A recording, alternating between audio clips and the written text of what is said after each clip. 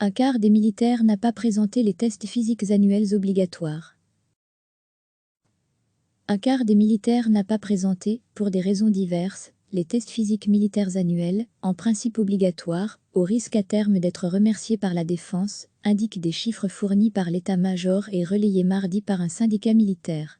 La situation pourrait s'avérer problématique pour 3,907 militaires, sur 25,853, soit 17,56% de la population concernée, qui n'ont pas effectué ces tests FEF, Physical Evaluation Fitness, ou n'ont pas réussi ces épreuves, a indiqué le délégué permanent du président du syndicat libre de la fonction publique, SLFP, qui se présente comme le plus grand syndicat de la défense, Dimitri Modaer, à l'agence Belga.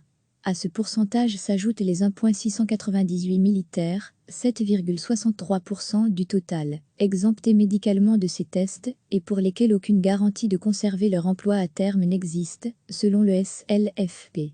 Les épreuves FEF, qui ont remplacé les TMAP, tests médicaux d'aptitude physique, visent à évaluer l'aptitude physique de base, en tenant compte de l'âge et du sexe du candidat.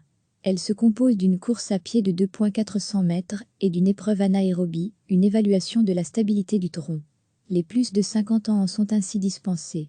Mais des échecs successifs ou des non-présentations à répétition peuvent mener à une radiation, en vertu de la loi régissant le statut des militaires entrée en vigueur, le 1er janvier 2014, appelée G1 en jargon. Cette loi introduit en effet un triple système d'aptitude statutaire, professionnelle, médicale et physique, avec l'obligation de réussir les FEF. Elle prévoit aussi des mesures transitoires pour les plus de 45 ans ou les militaires ayant plus de 25 ans de service. Selon M. Modaer, les chiffres fournis par l'état-major de la Défense révèlent aussi une augmentation du nombre de militaires qui doivent les effectuer obligatoirement en raison d'une baisse de la moyenne d'âge et donc moins d'exemptions dues à l'âge à 50 ans. Recevez chaque matin l'essentiel de l'actualité. Cliquez sur s'abonner pour recevoir les dernières nouvelles.